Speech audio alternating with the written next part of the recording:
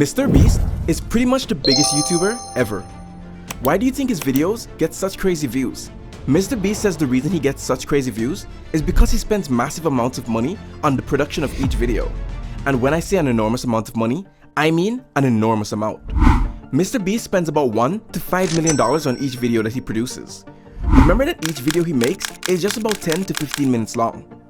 Now, if you look at the movie Avatar, the cost of production for this 3-hour movie came up to $460 million, and MrBeast has spent up to $400 million in the past 4 years to create such videos, which are very close to the production value of Avatar.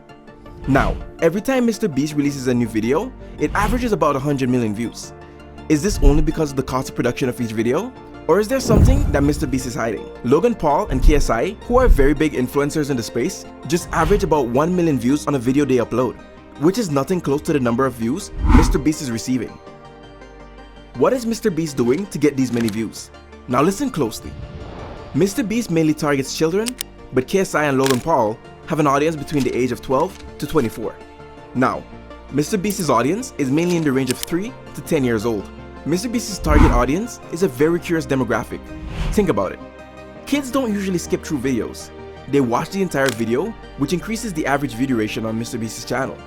For those of you who don't know what average view duration is, YouTube has a particular metric to see how long a viewer stays on your video. In the case of MrBeast, his average view duration is about 7 minutes for a 10-minute long video, which makes YouTube very happy, as the viewer is staying on his channel for a really long time.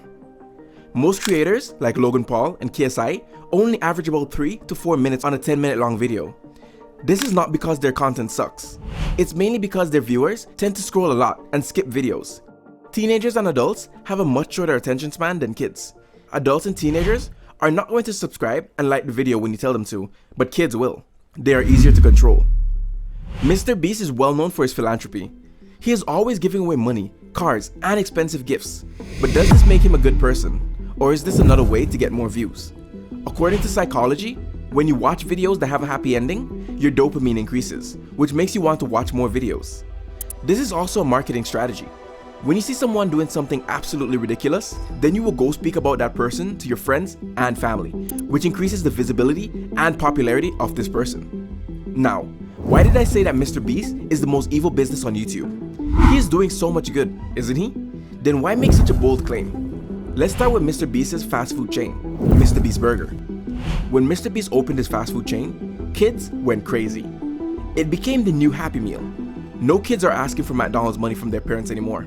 They all want MrBeast Burger. Some of you may argue that this is another amazing marketing strategy from MrBeast. He knew kids like McDonald's, and kids like him, so why can't he just fill the gap and create his own burger chain? From a business point of view, this is an amazing take. But MrBeast takes pride in his philanthropy work. He always claims to do what's good for his audience and fans. Then why start a burger chain in the most obese country in the world, America? Every other person in America is on the obese spectrum, which everyone is aware of. American parents have finally become aware of the fast food disease in their country, and they want to change that. Parents are really trying to feed their kids with nutritious and healthy food. But how do they win the battle against someone like MrBeast? MrBeast is a role model to many kids, and when he endorses something with highly saturated fats, like a cheeseburger, it messes with the minds of young kids. They want to eat what he endorses, which makes it very difficult for parents to win a battle against him. Now, that is not just it. MrBeast then went on to endorse chocolates, which is another big problem in most households. Kids love chocolates, and when someone like MrBeast is endorsing them, they want them more. If MrBeast was all about philanthropy and charity, then why wouldn't he choose something that would actually benefit his audience? For instance, KSI and Logan Paul came up with Prime, the healthiest energy drink on the market. They found something to sell that benefits them and their audience. They didn't endorse a highly sugary drink like cola to their audience, which would have also worked. They tried to think about how they could make a change without bragging about philanthropy. If MrBeast didn't always brag about philanthropy and helping people, then I wouldn't call him the most evil business on YouTube. But this man clearly doesn't practice what he preaches. Having a direct effect on the country's obesity is not very philanthropic. Now, coming to another bad effect of MrBeast on kids, listen closely. This is going to get very real. MrBeast's videos are extremely fast-paced. The scenes change very quickly, and there's almost something absurd happening every second to keep your adrenaline and dopamine rising. When kids watch these videos, their brains get trained to want that dopamine rush in their day-to-day lives, and homework and school are not as entertaining. Kids would prefer to stay at home and watch something entertaining than do something with their lives. They didn't see the MrBeast who strived day and night to get to where he is now. They look at MrBeast as some kind of superhero that they want to be like, but because of their short attention span and lack of patience, they wouldn't be able to develop such discipline.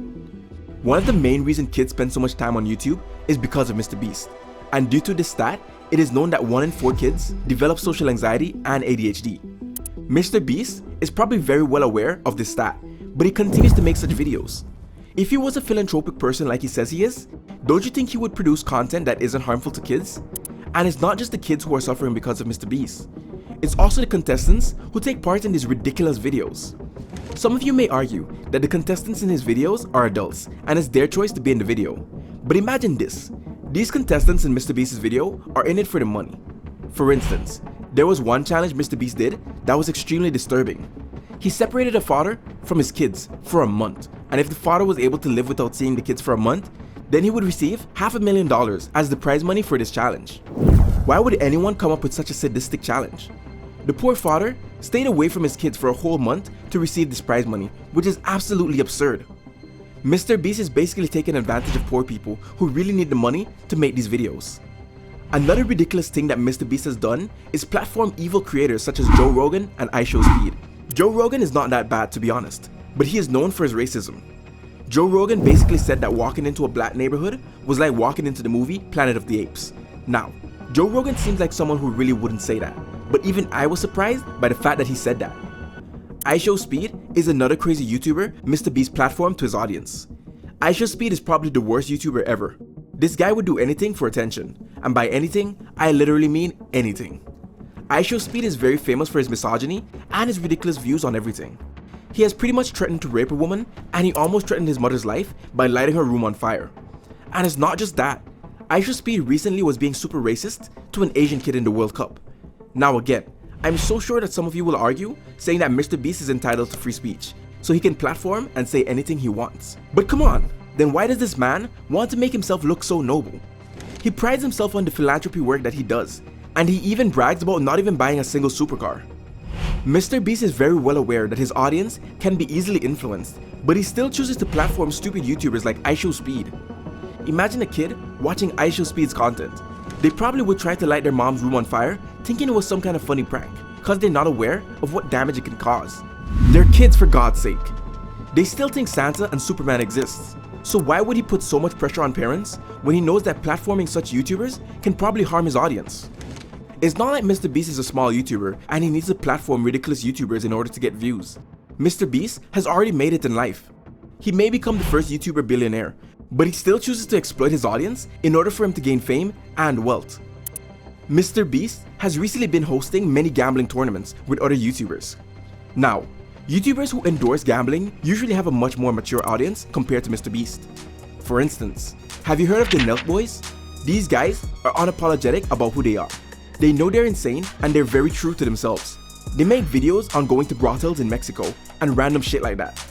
These guys endorse gambling without being sorry for it. And that's commendable because they're not putting up a facade in front of their audience. But in MrBeast's case, he prides himself on philanthropy and then endorses gambling to kids. I mean, in which world does that make sense? Why put on a facade? Run down what I always been chasing, black out every fear I've been facing. All my wounds begin to howl, wake me up, the time is now. Can you hear the drumming?